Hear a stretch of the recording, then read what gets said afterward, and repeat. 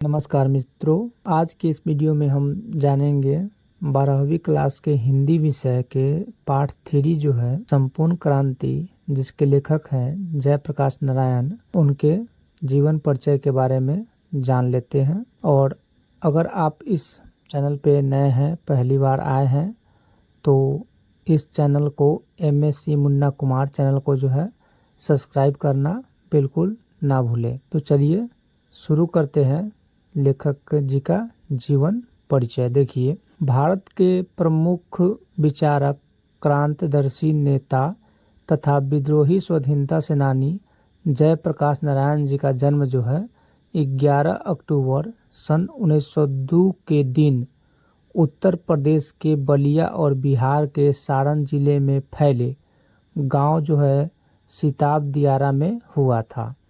अपनी जन पक्षधरता के कारण ये लोकनायक के नाम से प्रसिद्ध हुए और इनकी माताजी का नाम फूलरानी तथा पिताजी का नाम जो है हर्षुदयाल था। इनकी आरंभिक शिक्षा जो है घर पर ही हुई और फिर पटना कॉलेजिएट पटना में दाखिल हुए और इसके बाद उन्होंने पटना कॉलेज पटना में प्रवेश लिया, लेकिन असहयोग आंदोलन के दौरान शिक्षा अधूरी छोड़ दी। यानी उस समय वो असहयोग आंदोलन में शामिल हो गए और उनकी शिक्षा जो है अधूरी ही रह गई।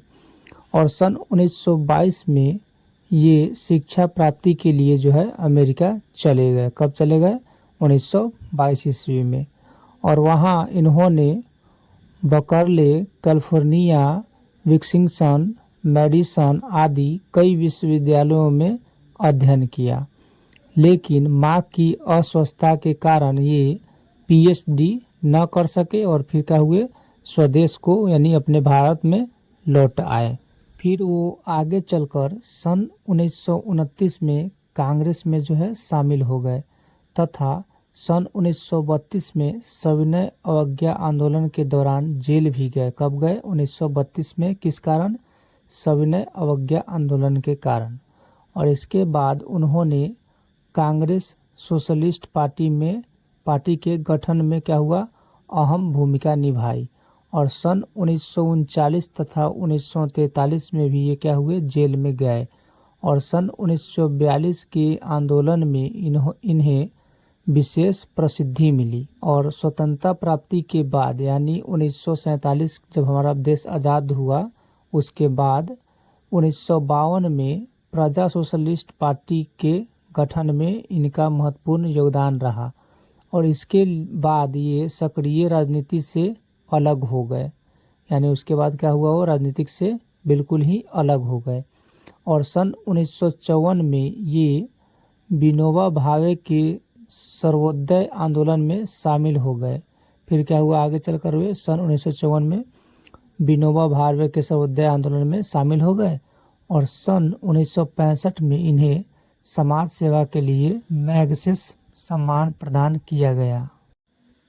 इसके बाद इन्होंने सन 1974 में छात्र आंदोलन का नेतृत्व किया और इसी कारण जो है ये लोकनायक कहकर पुकारे गए और युवा शक्ति के प्रतीक भी बन गए। अब प्रश्न बनेगा कि लोकनायक कहकर किस लिए पुकारा जाता है? संपूर्ण क्रांति के लेखक जयप्रकाश नारायण जी, तो किस लिए? छात्र आंदोलन के नेतृत्व ये खुद किए थे, इसलिए जो है इनको लोकनायक के नाम से जाना जाता है। और इन्होंने संपूर्ण क्रांति का नारा दिया और कई राजनीतिक सामाजिक कार्यक्रम प्रस्तुत करते हुए उन पर अमल करने की अपील भी की और जिसका जनता पर व्यापक असर हुआ। लेकिन अब इनका शरीर जवाब देने लगा था। उसके बाद क्या हुआ, ये बुढ़ापा हो गए, यानी बुजुर्ग व्यक्ति हो गए, इनका शरीर जो है जवाब देने लगा और ये गंभीर रूप से अस्वस्थ हो गए थे। और अस्वस्थता की स्थिति में ही 8 अक्टूबर सन 1979 के दिन इनका जो निधन हो गया। और भारत सरकार द्वारा इनको क्या हुआ, इनके जो है अतुलनीय योगदान के लिए इन्हें सन 1998 में यानी मरने के बाद जो है भारत रत्न से सम्मानित किया गया। तो पूछेगा प्रश्न, कि जयप्रकाश नारायण को भारत रत्न से सम्मानित कब किया गया, तो 1998 ईस्वी में। उनका मृत्यु कब हुआ, 8 अक्टूबर 1979 को। जन्म कब हुआ, 1902 को। याद रहेगा इतना। आगे बढ़ते हैं। जयप्रकाश नारायण जी ने अनेक सारी रचनाएं भी रचे हैं। देखिए, जयप्रकाश नारायण कोई साहित्यकार न थे, ये तो भारत के एक प्रमुख समाजवादी विचारक तथा स्वाधीनता सेनानी थे। इन्होंने कुछ एक रचनाएं भी लिखी जो निम्नलिखित यहाँ पे है। Reconstruction of Indian polity. इसके अतिरिक्त इनकी कुछ कविताएं जैसे डायरी तथा निबंध भी प्रकाशित हुआ है। और साहित्यिक विशेषताएं की इनकी बात की जाए तो जयप्रकाश नारायण एक समाज सुधारक तथा श्रेष्ठ नेता थे। इन्होंने बड़े पैमाने पर साहित्य सृजन नहीं किया है, अपितु कुछ एक रचनाएं ही लिखी है और इनके साहित्य में, इनकी चरित्र में उपलब्ध विशेषताएं जो है विद्वान है। तो इस वीडियो में जो है इतना ही। मिलते हैं अगले वीडियो में। संपूर्ण क्रांति के लेखक जयप्रकाश नारायण जी जो लिखे हुए हैं संपूर्ण क्रांति, यह जो क्या है एक भाषण है, ठीक ना। और इस भाषण के बारे में हम लोग अगले वीडियो में जानेंगे। और कैसी लगी कमेंट करके ज़रूर बताइए और ज़्यादा से ज़्यादा जो है शेयर ज़रूर कीजिए आप लोग। देखते हैं कोई व्यूज़ नहीं आता है इस वीडियो पे। इतनी मेहनत हम 12 बजे 1 बजे रात तक वीडियो बनाते हैं, फिर भी कोई लाइक व्यूज़ नहीं आता है। तो इसके लिए अब मिलते हैं अगली वीडियो में संपूर्ण क्रांति को लेकर। तब तक धन्यवाद।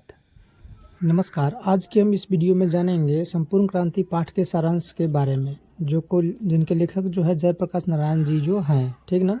देखिए, संपूर्ण क्रांति शीर्षक अंश 5 जून 1974 के घटना पटना के गांधी मैदान में दिए गए जयप्रकाश नारायण के भाषण का एक अंश है। संपूर्ण क्रांति क्या है? जयप्रकाश नारायण जी जो है 5 जून 1974 को पटना के गांधी मैदान में एक भाषण दिए थे। उसी भाषण का एक छोटा सा टुकड़ा जो है ये है संपूर्ण क्रांति। ये संपूर्ण भाषण जो है स्वतंत्र पुस्तिका के रूप में जनशक्ति पटना से प्रकाशित है। इनका भाषण संपूर्ण जनता मंत्रमुग्ध होकर सुनती रही और भाषण के बाद लोगों के हृदय में क्रांतिकारी विचार धधक उठे और आंदोलन के विराट रूप धारण कर लिया। और पटना के गांधी मैदान में फिर न वैसी भीड़ इकट्ठी हुई और न वैसी कोई प्रेरक भाषण आज तक हुआ है। उन्होंने जो है अपने भाषण के प्रारंभ में ही जयप्रकाश नारायण जी ने युवाओं को संकेत देते हुए कहा था कि हमें स्वराज तो मिल गया है, लेकिन सुशासन के लिए हमें अभी काफ़ी संघर्ष करने होंगे। और भाषण के क्रम में उन्होंने नेहरू जी का उदाहरण दिया और नेहरू जी कहते थे कि सुशासन के लिए देश की जनता को अभी मीलों जाना है, यानी बहुत मेहनत करना पड़ेगा, बहुत समय लगेगा और कठिन परिश्रम करने हैं, त्याग करने हैं। फिर जेपी ने कहा कि अभी समाज में भूख, महंगाई, भ्रष्टाचार जैसे दानव जो है वर्तमान है और उनसे क्या होगा, हमें लड़ना होगा, आंदोलन करना होगा और इसके लिए जनता को तैयार करना होगा। इस आंदोलन को सफल बनाने हेतु उन्होंने युवाओं को जो कहे कि आगे आकर नेतृत्व करने की भी सलाह दी कि युवा लोग आगे आकर अपनी सलाह दे। और उन्होंने यूथ फॉर डेमोक्रेसी का आह्वान किया और लोगों के आग्रह पर उन्होंने आंदोलन के नेतृत्व का दायित्व अपने कंधे पर ले लिया और उन्होंने जन संघर्ष समितियों का गठन किया। और जेपी ने अपने भाषण में अमेरिका प्रवास की बात कही। अमेरिका में वे मजदूरी कर पढ़ते थे और पढ़ाई के क्रम में वे घोर कम्युनिस्ट बन गए। जमाना लेनिन का था, अतः लेनिन के विचारों से प्रभावित थे वे। कौन? जयप्रकाश नारायण जी। और लेनिन के मरने के बाद वे घोर मार्क्सवादी बन गए और अमेरिका से लौटकर वे कांग्रेस में दाखिल हो गए। और वे कम्युनिस्ट पार्टी में क्यों नहीं गए, इसका कारण उन्होंने देश की गुलामी माना था। आगे जेपी आंदोलन के क्रम में जो सभा हुई थी, उस सभा को विफल बनाने के लिए कांग्रेस सरकार ने न जाने कौन कौन से हथकंडे अपनाए, इसकी चर्चा भी उन्होंने अपने भाषण में किया है। देखिए उस समय क्या हथकंडे अपनाए थे कांग्रेस वालों ने। लोगों को जो है ट्रेन से उतारा गया, लाठियाँ चलाई गई। जेपी ने इसे क्या कहा, इस लोकतंत्र को कलंक माना। वे उन लोगों को लोकतंत्र का दुश्मन मानते हैं जो शांतिमय कार्यक्रमों में बाधा डालते हैं। वे इंदिरा जी की चर्चा करते हैं। उनके अनुसार उनकी लड़ाई किसी व्यक्ति से नहीं, बल्कि उनकी गलत नीतियों से, उनके गलत सिद्धांतों से, उनके गलत कार्यों से है। भाषण के क्रम में वे बापू एवं जवाहरलाल नेहरू की प्रशंसा करते हैं और वे गांधी जी का विरोध भी करते थे, क्योंकि वे घोर कम्युनिस्ट जो थे। नेहरू जी को वो भाई कहा करते थे। अपने भाषण में वे नेहरू की विदेश नीति का विरोध की चर्चा करते हैं और राष्ट्रीय नीति पर उनका नेहरू जी से कोई मतभेद नहीं था। भाषण के क्रम में उन्होंने दल विहीन लोकतंत्र की चर्चा की है, लेकिन जेपी आंदोलन में वे दल विहीन लोकतंत्र की घोषणा नहीं करना चाहते थे। वे जनता की भावनाओं के विरुद्ध जाना नहीं चाहते थे। भाषण के क्रम में केवल उन्होंने मार्क्सवाद की चर्चा की है और साम्यवाद एवं दल विहीन एवं राजविहीन समाज में संबंधों की चर्चा जेपी ने की। उन्होंने अपने ऐतिहासिक भाषण में स्पष्ट कर दिया था कि वे संपूर्ण क्रांति चाहते थे। देश का सामाजिक, आर्थिक एवं नैतिक बदलाव ही संपूर्ण क्रांति है। इस संपूर्ण क्रांति को लाने में जन संघर्ष समितियों की भूमिका की चर्चा उन्होंने अपने भाषण में की है। उनके अनुसार दल विहीन संघर्ष समितियां ही विधानसभा चुनाव में उम्मीदवार को तय करेगी और साथ ही जनप्रतिनिधियों पर इन संघर्ष समितियों का ही नियंत्रण होगा और जनप्रतिनिधि निरंकुश न हो, इसका ध्यान जन समितियों को रखना होगा और ये संघर्ष समितियां अस्थायी रूप से कार्य करेंगी और साथ ही ये समितियां केवल लोकतंत्र के लिए नहीं, बल्कि सामाजिक, आर्थिक एवं नैतिक क्रांति के लिए अथवा संपूर्ण क्रांति के लिए ही कार्य करेगी।